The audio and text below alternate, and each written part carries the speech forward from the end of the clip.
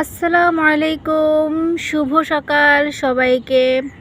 সবাইকে খুবই সুন্দর একটি স্নিগ্ধ সকালের অনেক অনেক শুভেচ্ছা। চারিদিকে পাখিদের কিচিরমিচির শব্দ শোনা যাচ্ছে, আর এইদিকে প্রকৃতির হিমেল হাওয়া বহিতেছে আমার আঙিনায়।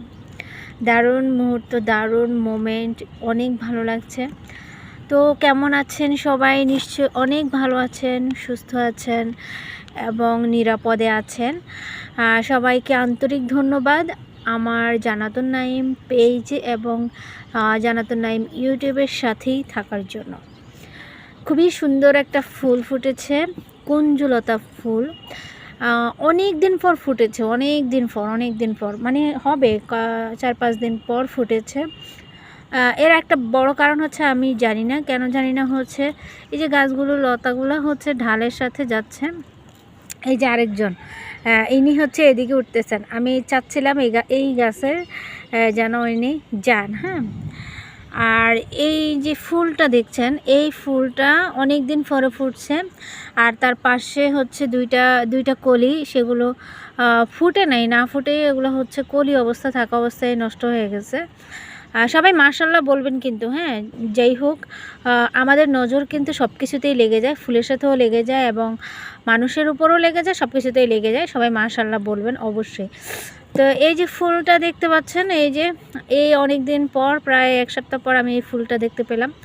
আর এদিকে দেখেন কি অবস্থা, এই যে গাছগুলো এগুলো উঠতেছে। হ্যাঁ, এখানে আরও গাছ উঠতেছে।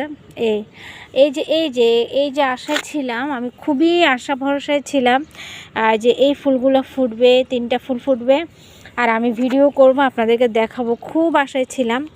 কিন্তু দুঃখের বিষয়, কেন জানি না ফুলগুলো ফুটেই নেই, না ফুটেই ফুলগুলো হচ্ছে মরে গেছে, নষ্ট হয়ে গেছে। তো কি আর করা, আসলে খুবই দুঃখজনক কেন যে ফুলগুলো ফুটলো না।